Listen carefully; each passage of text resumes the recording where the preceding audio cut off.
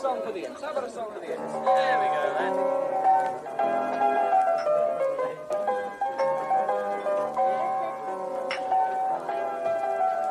Come on, let's get some of the lads together. Let's have a good old sing song, yeah. Okay, yeah, all right. Come on, fellas. Get around the piano. Let's have a good go. Come on, then. You ready? Come on, you lot. Go on, then. Oh, 'tis our delight for the red and white, the imps are here to stay. Oh, 'tis our delight for the red and white, the imps are here to stay. Lincoln City are the team, the Reds is their name. Stinsel Bank is their home ground and football is their game. So come and cheer them on, you lads, support them all the way. Oh, 'tis our delight for the red and white, the imps are here to stay. Oh, 'tis our... Morning all, how are we doing? A little bit late, the debrief this week, and there's a reason for that. Couldn't bring myself to talk about it yesterday. Plus it was raining and I couldn't do a dog walk video. I had like Tintin. So I thought I'd get a little bit of something out this morning, just to kind of cover it. It looked very much like the result came and then I kind of shut off a little bit and didn't want to analyse it. It's not an awful lot that you can analyse after a game like Saturday in real terms, because it's been coming. We were well beaten by a team that are clinical in attack, who make the most of their chances. I mean, when they got the opportunity, they picked us apart at the back, and we don't get that opportunity, or we don't create that opportunity much against other teams. I think somebody said this morning we haven't scored more than 2 goals in a league game at home all season. We haven't looked like doing that. I mean, the 2 goals early doors against Fleetwood, I thought we were going to go on and score plenty, and then we kind of regressed, and that's become something of a pattern, I think, since. If the wind gets a bit too much, let me know. It's a bit windier up here than I thought when I started, so my apologies if that's the case. So look, you can't defend that performance particularly. You know, we lacked any real attacking intent. We did create the odd opportunity. Matty Virtue had one from range. Danny Mandrew spooned a couple into the stands. There was Monsma's overhead kick, which was, you know, about as threatening as a hand in a sock. You know, one of those little sock puppets. And not particularly threatening, but it was a shot on target, and I felt like celebrating that. But it wasn't a great game. And like I say, I think the worst thing is that it has been coming. You know, we have drawn games at home this season that perhaps we should have won. There's been the odd one there where we've got points, I think, where probably we didn't deserve them. I mean, I think Oxford were the better side. Ipswich, Bolton, probably on another day beat us. Sheffield Wednesday as well. So, you know, we haven't been beating the teams that in inverted commas we should be beating, but the teams that, you know, decent teams, to be fair, we've rode our luck a little bit. And probably it is still an achievement getting to this point, suffering our first home defeat of the season.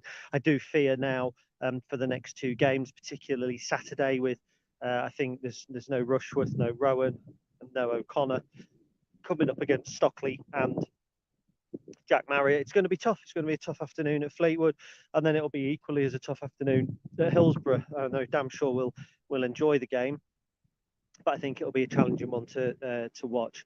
I don't want it to be all doom and gloom, because you know what? If we lose the next 2 games and we've lost 4 on the bounce, nothing changes. Nothing changes from when we were undefeated in 10. It's that simple. We've come through a transfer window. I think we have loaned players in to bolster the squad. Some have worked, some have not. And we're just at a position where we are almost waiting for the end of the season. And as long as we don't now go on an 8 or 9 game losing streak, and suddenly the bottom 3, the bottom 4 come shooting into range like a frisbee coming at you in the park, we're still going to be all right. I didn't think when we hit 11th the other week that's where we were going to finish by any stretch of the imagination.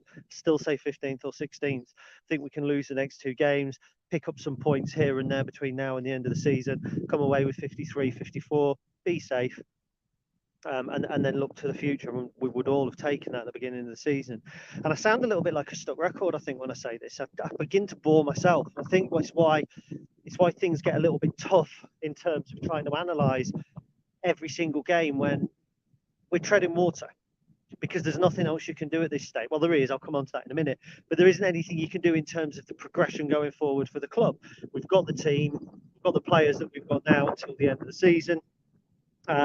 We just need to get enough points, stay up, get the manager familiar with the players that he's going to bring in, work on the recruitment, go into the summer and go again. That's hopefully where we're going to be. And I'm hoping that that's not too expectant on survival, because it's always a worry with Lincoln until you're mathematically safe. 1986-87, we hadn't been bottom all season, hit bottom on the last day, went down. 2010-11, we only needed a couple of points from 11 games, and we didn't get them. So we've seen these complete collapses, and it is rare. It's almost as rare for Lincoln to be relegated when it's expected. You go back probably to 85-86, we were still looking in March like we might stay up in 85-86. You have to go back a long way, I think, for a Lincoln City relegation that everybody just looked at and said, well, that's been coming. We even made a fist of it in 98-99. So yeah, I'm being a little bit blasé about survival. I still think we're in a position where we're not going to go down. I still think we're too good to go down, irrespective of what we saw on Saturday. Richard Cross has made a good point here. Going into next season, we can't carry on with wing backs and wingers. It's not working. We need to go 5-2-2-1, 4-5-1, or 4-4-2. I do think the wingers and wing backs can work.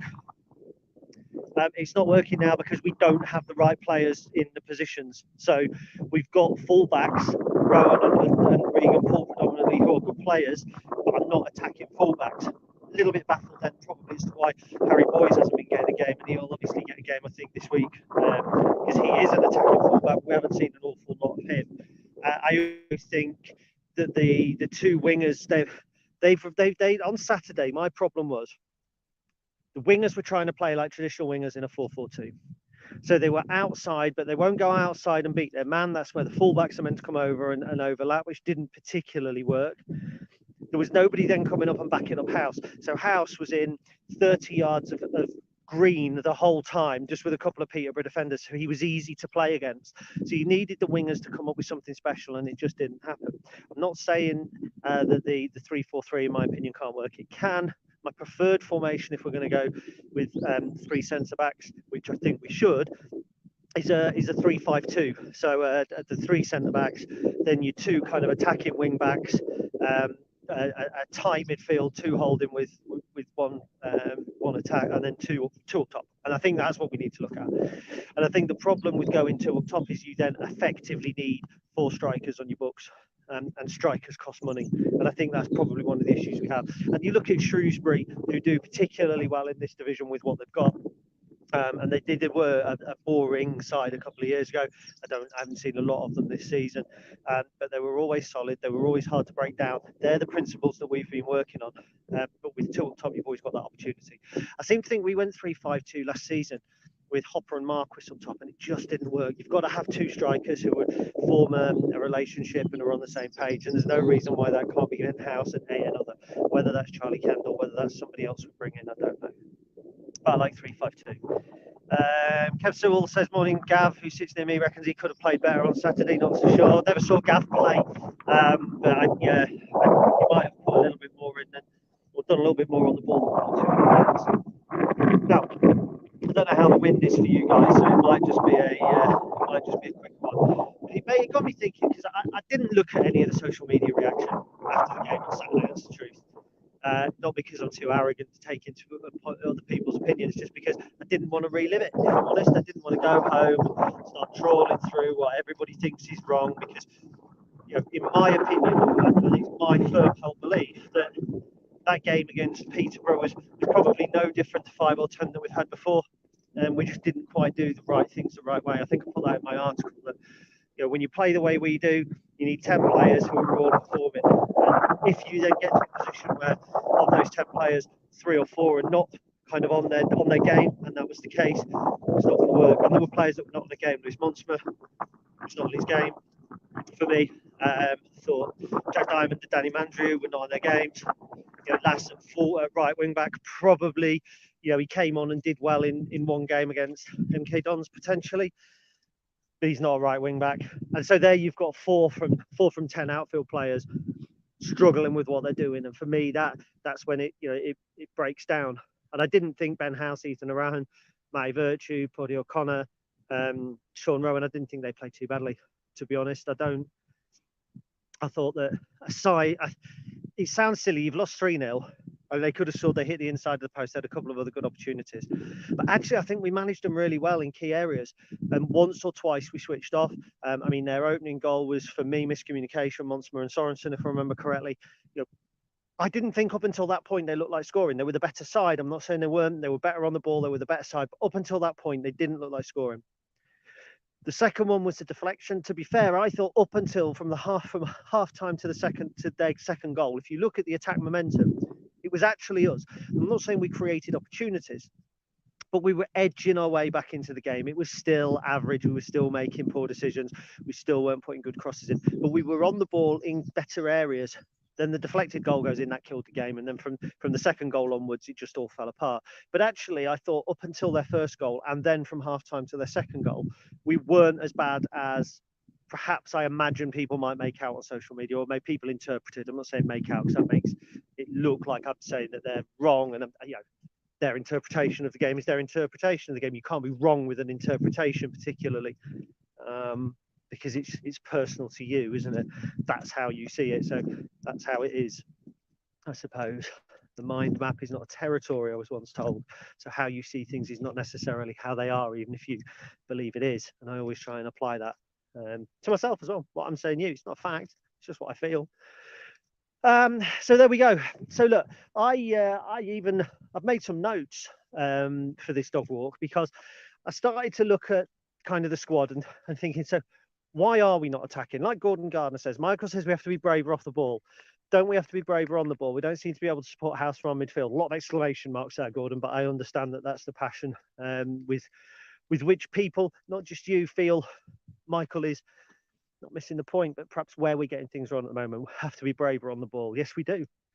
You're quite right. We have to be braver on the ball. Why are we not being braver on the ball? Because we've got players who want to do everything themselves, and arguably, could you say at times that's actually too brave on the ball, because you've got Jack Diamond wanting to beat everybody, you've got Danny Mandry wanting to shoot from anywhere, and these are two players who, for me, should be having more of an impact than they are right now. Danny Mandry is great with the showboating, with the big shots, but for me, on a minute-to-minute basis, he doesn't affect the game as much as I would like a player of his ability to do so. Jack Diamond in flashes can look really good. I thought for 25 minutes against Exeter, he looked like the Jack Diamond that we saw against Derby and Bristol Rovers, and here we go, he's the man. But he's very much, for me, a Chris Maguire type player at the moment. He's turned up for a couple of games, but other than that, he wants the ball, he wants to do everything. And I said to my dad on Saturday, I fear a little bit with some loan players that can be the case. There's the talk about how we've developed loan players like Brendan Johnson, for instance. But it's then a danger that the players come here after that and think, I'm going to make a name for myself like him. How do I do that? Goals and assists, not second assists, not by being part of a functional team. Sometimes you don't grab the headlines that way. Has that been a case? Well, I do think some of our loans this season have been disappointing. Carl Rushworth has not. Matty Virtue has not. Tashan Oakley-Bluth, yes. Harry Boys, yes, so far. Luke Plange, thought he put himself about nicely on Saturday. Not a lone striker. Looked all right, part in a 2, but has he had the impact we thought he might? No. And he's the other one, Shadipo. I like him, but he was left out completely on Saturday. Probably, I think, because of the 5 loans rule, which is a bit of an issue. Of all of them, Shadipo is the one where I don't think we've seen enough to make a strong judgment. We haven't seen an awful lot of Harry Boys, to be fair. So maybe for some reason, I quite like Shadipo, even though I've seen nothing to kind of back that up. But the truth is, outside of Rushworth and Matty Virtue, we could have got by without our loans. And that's not harsh on Jack, who's played a significant portion of this season. But if we'd played Charles Vernam in there every game instead of Jack Diamond, would we have got anything different? Well, kind of a lack of end product, lots of endeavour. I'm not sure. I'm not sure that Charles would have done any better or any worse than Jack. I'm not saying that our loans have been awful. I think the loan market has changed. You're not going to go out and get a Brennan Johnson or a Morgan Rogers. It is that simple. You're probably going to struggle at this level now to get a Lewis Fiorini, because with the number of subs that clubs can make, more players are getting chances at bigger clubs. It's harder to secure the quality loans. And also, don't want People are saying we don't want to rely on loans every season. And then when we're bringing the sort of loans in that we might look to sign, people are saying we're not getting the headline loans that we used to. It's hard, I think, to judge recruitment purely on loans. And when you look at last season's loans, Morgan Whittaker, gone on, done very well this season. Liam Cullen, gone on, done very well this season. Brooke Norton-Cuffy, gone on, had a decent season in the Championship. So actually, sometimes it's not actually the loan player, if you see what I mean. I do think this season we have struggled a little bit, and I think the loan market has probably not been as fulfilling for us as it has in the past. If you look around the clubs, I've actually noticed fewer loan players in this division, I think, than previous years. Every club's got one or two, but very few have got like the 4 or 5 that have made significant impact as we've had in the past. Charlie, just 1 minute. Should we not go that way? Look at the mud and the filth. I'm gonna have to clean him when I get back. Just a point on loans, by the way, they're not obliged to play. And I saw that on social media again. Diamond's playing because loans are obliged to play. They're not. We don't sign players who have got to play. Surely you can see that from Tashan Oakley-Booth, who hasn't had a kick. We're not paying Stoke every time he doesn't play. Surely you can see that from Moshe Depot, who was left out. Luke Plange, who's been in and out of the side, but certainly not got the game time probably that we expected a striker to get. So they don't have to play all the time. That's just the point. So coming on to the recruitment, hits and misses. I mean, I hadn't seen Jez George's name mentioned much in the 10-game unbeaten run, but then we lose one game, and I did see somebody mention his name on a group chat that I'm in, and I thought, well, there we go. It's predictable, isn't it? It is predictable. It's like whenever anything goes wrong with the economy, the first thing that certain people come out with is Brexit. And don't get me wrong, people know my political stance, but there's a go-to for certain things when that's not always the case. And I think with transfers, you've got to look hits and misses. I mean, I've talked about loans. Most of the loans, if I'm honest, have been misses, but Carl Rushworth certainly hasn't, and Matty Virtue hasn't. In terms of permanent signings, Ethan Arahan, I think, looks a solid signing. You've got Paudie O'Connor has been a really good signing for us. I think Ben House in the last transfer window has been a good signing. I just think the issue is that we haven't been able to bring enough quality players of our own in. And I don't think we have a terrible record signing our own players. Jury's out on Lass, but he fills a lot of positions. He's certainly full of energy. He's kind of squad filler. I think if you pick your best 11, it doesn't have Lass in it. If you pick your best 11 on the bench, it definitely has him in it, because he can come on at right wing back, he can come on at holding midfield, he can come on in attacking midfield, and when he comes on, you're going to get 100% throughout. So I don't think he's been a bad signing. I just don't think he's been an outstanding signing. I don't think that our actual permanent recruitment is that bad. 2 summers ago, potentially Chris Maguire, Hakeem Adelaka, and expensive players who have not gone on to make it. What's Maguire playing now? Scottish Division 1. You've got Adelaka and can't get into a team at the bottom of League 2. So granted, I defended it at the time. I said hindsight is always how you must judge permanent signings, and hindsight is that our permanent signings that summer were not great. Ben House was certainly a good signing. Charlie Kendall, the jury is still out because we haven't seen a lot of him. Be nice to see him come back, but he hasn't torn it up at Bromley either at the moment. So it's easy to criticise the transfers. I don't think we've got a bad squad of players. I've said several times, I think that we are key players away from having a decent League One squad, but the key players are the ones that we're missing are the ones that create the attacking spark. It's the wide players, it's the attacking fullbacks, potentially even a 10. I don't think that we have kind of a spark in attacking midfield. I like Ted Bishop, but I don't think that when Ted came, he's the natural replacement for George Grant. I don't think he is. I think that was perhaps unfair on Ted. I think he's manifested a little bit more into almost like a kind of a holding midfielder, a box-to-box midfielder. He's good on the ball, but he's if we were to play the 3-5-2, which I'd really like to see us, I'd love to see a Virtue and a Rahan kind of in the 2 with Bishop sharing the 10 with Mandria on and off, because I think then you might get those 2 players, you might get those players on the ball, Bishop and Mandria, where there's less for them to think about behind, and all they've got to do is try and pick out wing backs or 2 strikers ahead of them. And I think in that position, whichever one of those was playing, I think would be stronger. And I think that comes on to exactly what Steve Turner says here. Didn't think too much to Kennedy saying we're struggling against the back 4. Peterborough play a back 4 week in, week out. We've not looked at that and tried to find another way. Peterborough actually played a back 3, I think, earlier in the season. They have changed recently, probably when they changed their manager to a back 4. I think it's hard. It's strange to say we can't play against the back four, because if you can't, you find a way to combat it. But then Danny Cowley always used to tell me that we struggled against the back three when we played the likes of Shrewsbury and teams like that, and we did struggle against the back three. So, and we didn't particularly find a way to combat that, but fewer teams did it. So, and fewer teams play a back four now. Wow, this wind is great. Good for you. I can buy that, but you look at the squad. I'm going to turn back. That's shocking. When you look at the squad, I do think that we're not a million miles away. We are half a squad. We are a work in progress. And I said that on social media a couple of weeks ago, and I got a barrage of, how far down are we? People wanting to know when the work in progress was going to be done. Is a football team ever completed? I don't know if it is. I don't know if it is. But it's why I won't go on social media now, or why I won't go on after a game. And I just want to clarify that, because I've got 56 of you watching at the moment. Really appreciate it. Appreciate everybody who engages with me, who kind of is Patreon and things like that. But I can't abide when you go on after a game and people want to challenge. I'm all for opinion. Everybody can offer an opinion. But why must it be things like, you must have been watching a different game to me? For me, that's quite an aggressive thing to say, because obviously we weren't. It's the same game. I interpret it one way, you interpret it another. I accept that. I'm never going to go back and say, what game were you watching? Because it's almost like challenging. Put your opinion across if you disagree with it, by all means, but there's a way to put it across. Sarcastic comments coming in.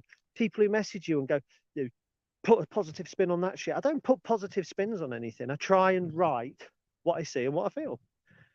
And so that's why now I won't go on there, because I don't want to be challenged. I don't want to get drawn into arguments. There's some good people who, in the heat of the moment, can be quite aggressive in the way I think that they come across, who I get on with really well. People who come on, the first thing they say is, I challenge anybody to be positive about that. Why? Why challenge anybody? Why challenge anybody? You didn't think it was very good. Brilliant. Say it wasn't very good. But don't challenge me if I think that we were slightly in the ascendancy from half time till 60 minutes. I'm not, by the way, Ben, I'm not complaining about sarcastic comments. I am suggesting that I avoid challenging comments. Sarcasm, again, not particularly for me in terms of, me to you is different. We do a podcast every week. We sit across each other every week. I'll take my dad being sarcastic. I'll take Gav Hughes, sit behind us. Gav, great guy. I'll take him if he's ever sarcastic. I'll do that. I'll take Matty War all day long. He's great at sarcasm. I don't want to take it from just strangers who just come on and kind of engage with my stuff. Like, if you don't think what I write is accurate, if you don't enjoy what I write, fair enough. Fair enough. Don't read it. Back onto the squad. Danny Mandrew, big talking point for me. Marquee signing in a way. Shamrock Rovers, played in Europe, came over here, had quite a good first couple of weeks. After he came back from injury, never really got into the speed of things. Now looks a little bit lightweight, goes down at easy touches, tries things that don't come off. Clearly able to do better than he is doing now. Who does he remind me of? I was sitting there on Saturday, or in fact, I think I picked up on it before Saturday, to be fair, if Gav is watching, because we talked about it in Gwyn's, but he reminds me of Jeff Hughes, the first season he came in. I remember watching Jeff Hughes play and thinking, look, he came from Larne in Ireland. And I remember thinking the wind could blow that boy over. He's got clear talent. He's never going to make it in England. I remember clearly thinking, because he came over for relatively cheap. He came into Keith's side. He's not built for this level. A year later, he was getting call-ups for the Irish in Northern Ireland side, or on the 21s. He was our best player in the one of our best players in the 06-07 season under John Schofield. I think he scored a goal or a couple of goals against Bristol Rovers in the playoffs. Was a big presence for us. I really think Danny Mandrew is a lot like Jeff Hughes. I think he's just struggling to settle a little bit to the pace of the game. I think he's got clear ability, but I think he's pushing it and pressing it too hard. I've seen, I think, 3 or 4 free kicks from him now in the space of the last 2 games that just haven't worked. There was one he tried to go around the wall. I think that was in the second half against Peterborough. There was one in the first half that ended up in the stands. There was 2 against Exeter, one of which came right before their goal. They broke from the free kick and scored the goal. It's 4 wasted free kicks. Not saying anybody else would have done better, but I just feel that Mandrew's trying to force it. And there was the one where he tried to put it round the wall and it went wide. He put it at ground level. Sean Rowan walked away and he did not look happy, and he had his arm out and he was gesticulating to the bench and then towards Danny Mandrew. I just wonder if Danny's trying to force it a little bit because he knows he can do it, but it isn't coming off. He had 2 shots against Exeter, both of which perhaps could have done better with. The second one we kind of caught, I think, on like a half volley. It went wide. It wasn't terrible, but shanked one from a good ball over into a channel. Shanked another one, I seem to remember, on Saturday, nastily wide.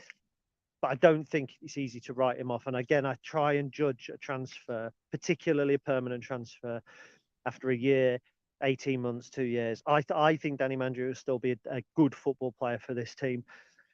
And he's our own player. So he's somebody that I don't mind seeing him at the moment, if we are safe, which I hope we are, I think we are. But if we are, I don't mind seeing him struggle for the last 6 or 7 games if he's getting game time and if he's learning. I'd rather that than a lone player doing it, knowing he's going to go back thinking, well, what's the point in this? What's the point in this? If we do hit the 53-point barrier or the 52-point barrier, there is 0 point in sticking Jack Diamond in over Charles Burnham, because Jack Diamond ain't moving here permanently. You'd hope, you'd think. So no point in playing him, in my opinion. I'd almost be tempted not to play Rushworth and play Jordan Wright. Let's have a look at the players that could be ours next season. And same with Matty Virtue. And it pains me, but if we get to that 52, 53 points barrier, let's play our players in our positions. Let's use it as a stepping stone. Whether Mark will or not, I don't know. Michael Appleton never did. Danny Cowley, as soon as you hit a certain point, Danny Cowley was a dead rubbers were not his thing. Like, as soon as you'd won something, I mean, I assume it would be the same as soon as you were safe. He was trying stuff out. As soon as we'd won the National League, it was Ricardo Calder came in, Ross Etheridge came in, stuff like that. When we won the League 2, the games after that where we drew with Tranmere and we lost to Colchester, I don't think we won after we beat MK Dons. We drew with Tranmere, we sealed the title, and that was it. It was end of days. And I like that. I think not kind of failing afterwards, but trying something different, trying something new, giving the players that are yours a chance to prove themselves. Let's see Dylan Duffy. Let's give him a couple of even if it's 20 minutes at the end of a game. See, I would love to have seen that on Saturday. I'd love to have seen us. You're 2-0 down and we're struggling to attack. The wide players are not doing it. For me, at that point, Mandrew off, Diamond off, Harry Boyes on, Dylan Duffy on, see what they can do. Do you know what? They might have failed. We might have lost 4 or 5-0. What difference would losing 4 or 5-0 have been to losing 3-0? Their fans were still smug as anything, picking up on old tweets. Oh, this aged well, blah, blah, blah. Really easy. I love smug people with hindsight. It's great. But do you know what I mean? Nothing would have changed.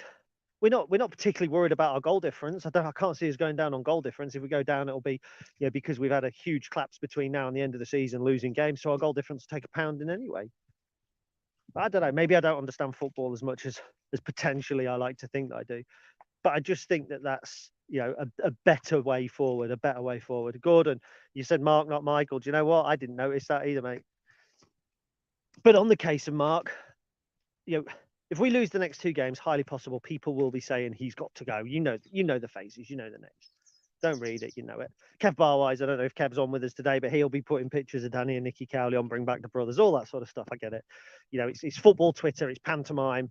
I don't enjoy it. I don't go to watch pantomimes because I don't enjoy them, so I'm trying to stay away from football pantomime. Mark Kennedy signed a 4-year deal. The board backed him. For me, he has had a decent first season. Yes, there are elements that you look at as supporters and go, that needs to be better. We need to be a little bit better going forward. We need to create more chances. And I remember saying, and it was in my defense of Danny, I think, a few years ago, we were missing chances and people saying, we need to be more clinical. We need to be this, we need to be that. The worry is if you're not creating chances. Well, we're not creating chances, so there's a worry. When you're not creating chances and not conceding goals, you're solid enough. That's not a concern. When you're not creating chances and conceding goals, you get games like Saturday. And if we were to have 5 or 6 of those in a row, Fleetwood, Sheffield Wednesday, Port Vale, whatever, then you start kind of maybe looking at it and thinking, well, where are we going to go here? Hopefully it'll be enough. We'll have enough to get over the line. That needs addressing for next season. But lots of people thought that this season we would be bottom 4, bottom 5. We did our prediction. I think there was only Cornell that put us in the top half. That's a surprise. Cornell is hugely positive. Not many other people were. But Mark Kennedy signed a 4-year deal. The club clearly believed that Mark Kennedy and Danny Butterfield are the management duo to take us, or the head coach duo, to take us forward with the right recruitment. I think that some of our recruitment needs to be really strong in the summer. It needs to be 4 or 5 players, but they almost all need to be in attacking players. if we can go into next season with TJ Ioma, Lewis Monsma, hopefully secure Adam Jackson on a deal, Paudie O'Connor, Sean Rowan, Regan Poole, you would think would probably move. You know, we've got the makings of a three at the back again. I can see us signing another keeper on loan because you get more for your money. That's brilliant. Ethan Arahan in the midfield, potentially Ted Bishop still there, Matty Virtue potentially coming in. Yeah, there's a solid spine there. Ben House as well. It's almost like if you imagine it like a Christmas tree, it looks great, but there's no baubles hanging off it. There's nothing sparkly. There's nothing that makes you go in and go, ooh, that's pretty. And that's where we need them. We need the wing backs. We need the wingers. You need the attacking players. They cost money, and that's kind of partly the issue and partly the challenge, isn't it? But that doesn't change. Beat Peterborough 3-0 on Saturday, lose to Peterborough 3-0 on Saturday. It doesn't change what we need to do in the summer. Beat Fleetwood 3-0 on Saturday, lose to Fleetwood 3-0 on Saturday. What changes? We all know what the issue, or what we perceive the issue to be. Let's say that, what we perceive the issue to be, because we're all laymen, aren't we? We are. We're all we watch football, we think we understand football, but none of us work in football. We only understand football from a fan point of view, not from a player point of view or a management point of view or anything like that. We understand football as much as we understand it, as much as FIFA or Football Manager or the extensive coverage allows us to understand it. So we know what we think we need.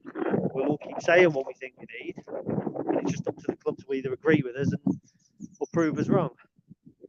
Charlie, morning, my friend. Do you think that after a summer back home and a full pre-season, we may see the Mandrew we thought we were going to see? I definitely don't think he's a player we can give up on. We can't give up on him, absolutely not. And I think we would be the wrong type of football club to give up on a player so quickly.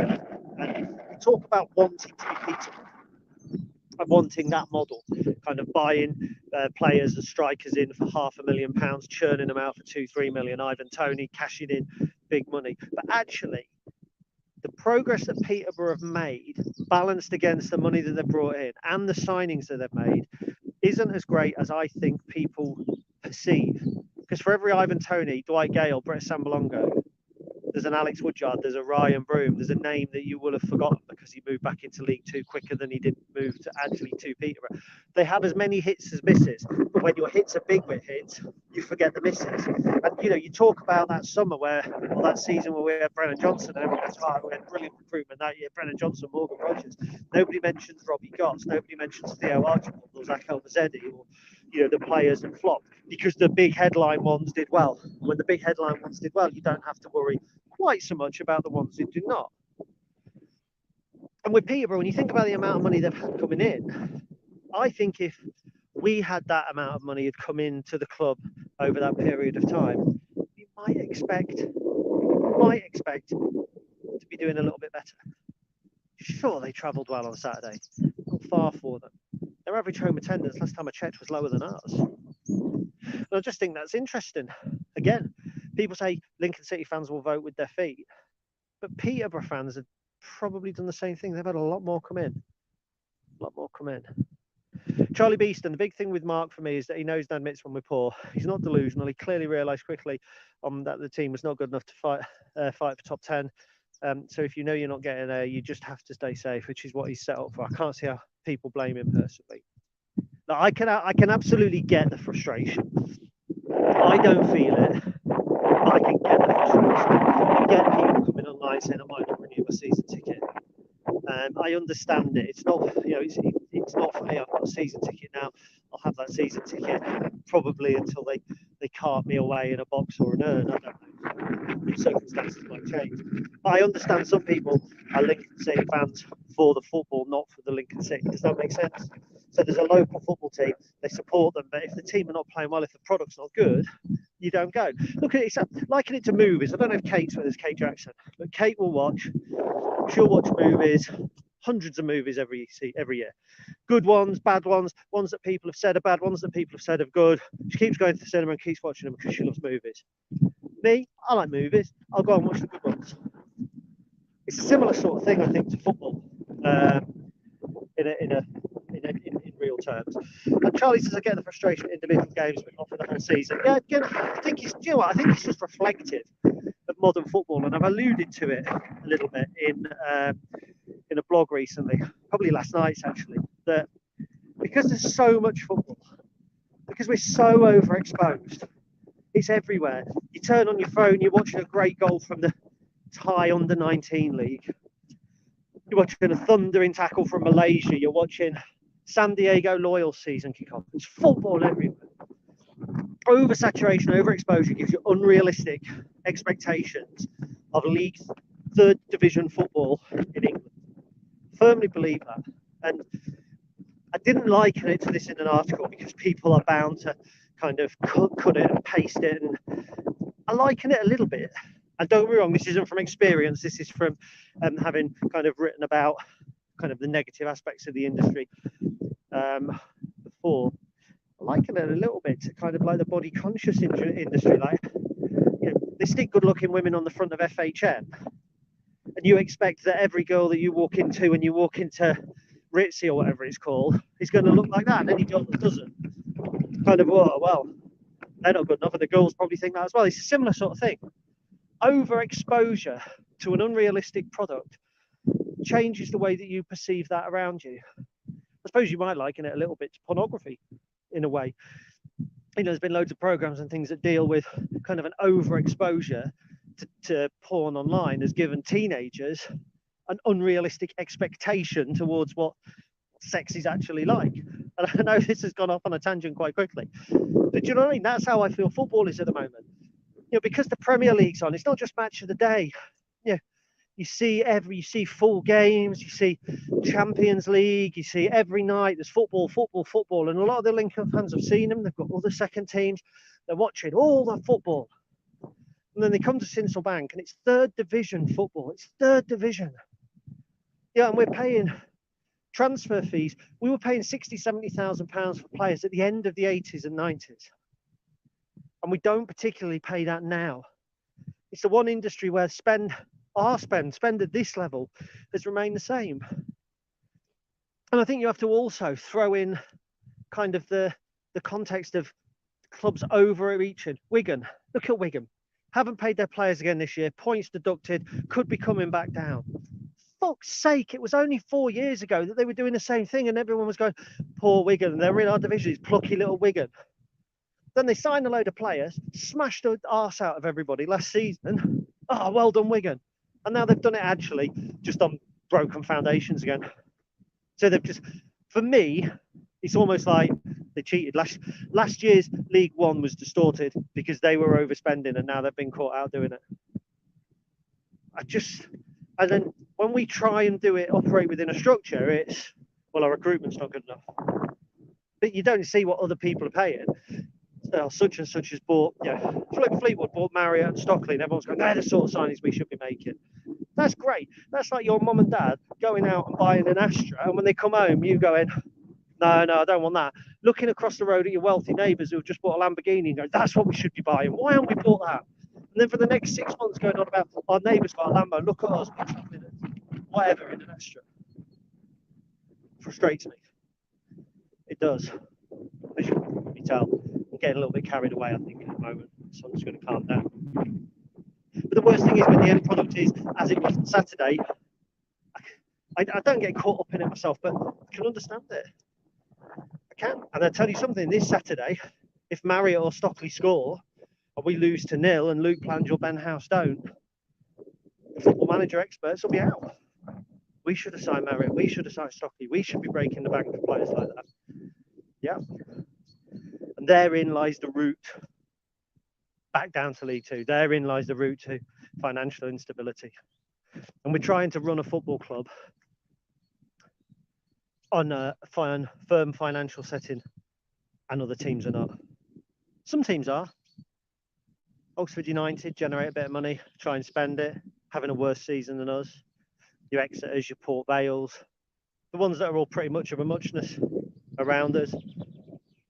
Some try and fail, Cambridge, could be worse. Read my piece if you haven't on the site. It's the top piece at the minute about how teams have performed since coming out of the National League. In the last 20 years, I think 38 teams have come out of the National League, fresh faces. Some have gone down, Grimsby and Barnet, and come back up. I think it was 38, 39. And so far, we have the 5th best average finishing position of all of those teams. And that includes, by the way, Doncaster, Burton, Yeovil, Luton, with all their spells in the Championship. And I think we've had the 5th best opening five seasons. So I took teams just the first 5 seasons so that you were comparing apples with apples, and we were still right up there. We've been on a really good rise, but we can't risk the future of the football club to prevent the odd 3-0 defeat against Peterborough. Can't. It hurt me. It pissed me off. I came home, I hated football. Didn't want to talk about it. Mate Pete messaged me. Oh dear, ignored him. I ignored.